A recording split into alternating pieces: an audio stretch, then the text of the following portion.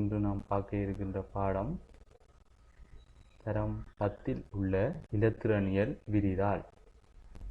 இலத்திரனியல் விரிதாள் என்னும்போது electronic spreadsheet என்று ஆங்கிலத்தில் அழைப்பார்கள். இந்த இலத்திரனியல் விரிதாள் கணனியில் ஒரு பிரயோக மென்பொருள் வகையை சார்ந்த ஒரு மென்பொருளாக கருதப்படுகிறது. இந்த பிரயோக மென்பொருள், அதாவது அப்ளிகேஷன் சாஃப்ட்வேர் சார்ந்த இந்த மென்பொருள் மக்களது அன்றாட கருமங்களுக்காக இது பயன்படுத்தப்படும் ஒரு சாதாரண மென்பொருளாகும். இந்த மென்பொருள் மூலம் நாம் இலகுவானதும் கடினமானதுமான கணித்தல்களை செய்ய உதவுகின்றது. கணித்தல் செயற்பாடுகளை செய்வதற்காக இந்த மென்பொருள் உதவுகின்றது. அதேபோல் வரைவுகள் மூலம் தரவுகளை விளக்குவதற்காக, இலகுவாக தரவுகளை வரைவுகள் மூலம் விளக்குவதற்காக இது பயன்படுத்தப்படும் ஒரு மென்பொருளாகும். அடுத்து தரவுகளை ஒழுங்குபடுத்தி காட்டுவதற்காகவும் இது பயன்படுத்தப்படுகிறது.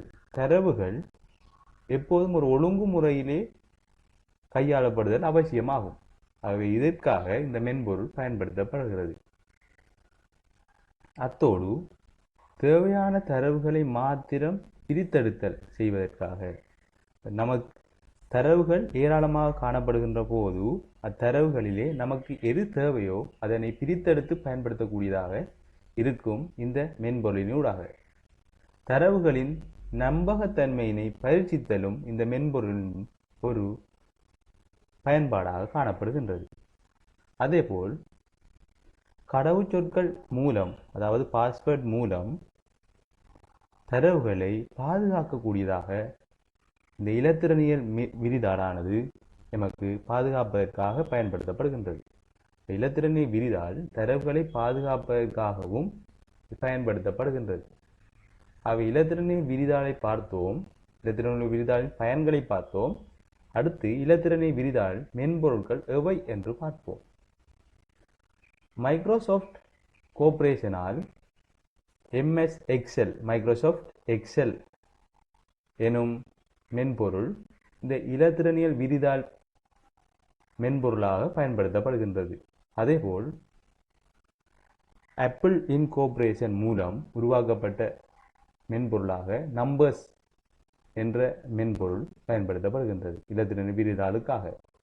அதேபோல் த டாக்குமெண்ட் ஃபவுண்டேஷன் நிறுவனத்தினூடாக லிப்ரே ஆஃபீஸ் கல்க் என்ற மென்பொருள் பயன்படுத்தப்படுகின்றது. அதேபோல் அப்பாச்சி ஃபவுண்டேஷன் ஊடாக ஓப்பன் ஆஃபீஸ்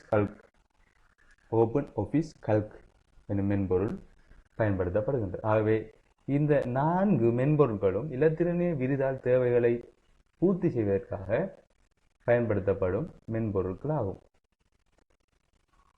எமது பாடத்தில் நாம் இப்பொழுது செய்கை பண்ணக்கூடிய மென்பொருளாக நாம் செயற்பாட்டுக்காக பயன்படுத்தக்கூடிய, கூடுதலாக செயற்பாட்டுக்காக பயன்படுத்தக்கூடிய மென்பொருளாக மைக்ரோசாஃப்ட் ஆஃபீஸ் எக்ஸெல் மென்பொருளை பற்றிய ஒரு கண்ணோட்டத்தை நாம் இந்த பாடத்தினூடாக நோக்குவோம்.